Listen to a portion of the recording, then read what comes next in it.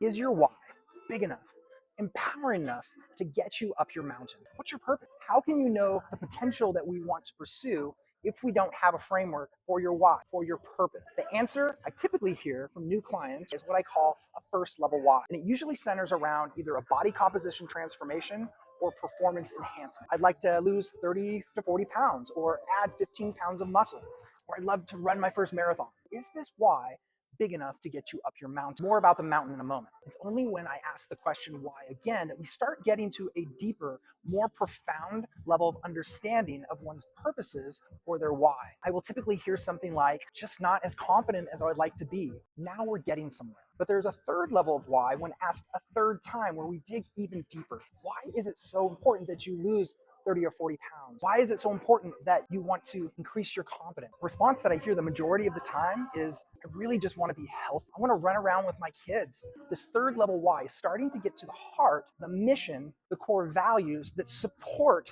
that first level why. Fourth level why that I always push for. And this has more to do with our mission in life or our calling and the supportive core values that we value as a human. My personal fourth level why is that I long to be a man who pursues excellence as a man of character. Do I do this perfectly every day? No, but this is the ideal that I strive from and I try to operate from in everyday life. When we stack that first, second, third, and fourth level why, we have something very, very powerful to tap into and align with as we make our way up the mountain. Now, everybody's mountain is different. It includes each piece of our four levels of whys. Now, here's the thing about mountains. Mountains aren't your Sunday morning hike. They require preparation. There's a cost in your effort, of your time. You will encounter adversity. We see signposts that say, you can't do this.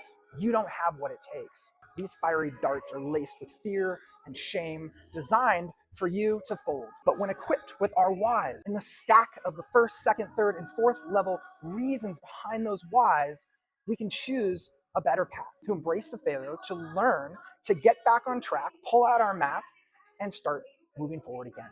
If we shift our mindset from a fear-based approach to an understanding that the adversity is simply preparation, it changes everything. When we encounter that adversity, therefore, we understand that we are being presented with trials, temptations, and being given the opportunity to persevere in steadfastness, to develop the skills, the tools, the talents that will enable us to bear the weight of the responsibility of the upgrade that we say we want to step into. The reality is if you just skip right ahead to the top of the mountain without having developed these foundational skills, you may achieve the goal, but you will backslide quickly. And having gone through this process of aligning with our whys, the top of the mountain is really just the beginning of another one. I specialize in body recomposition, nutrition coaching, and relational accountability the right way. And part of that is helping you to understand your why.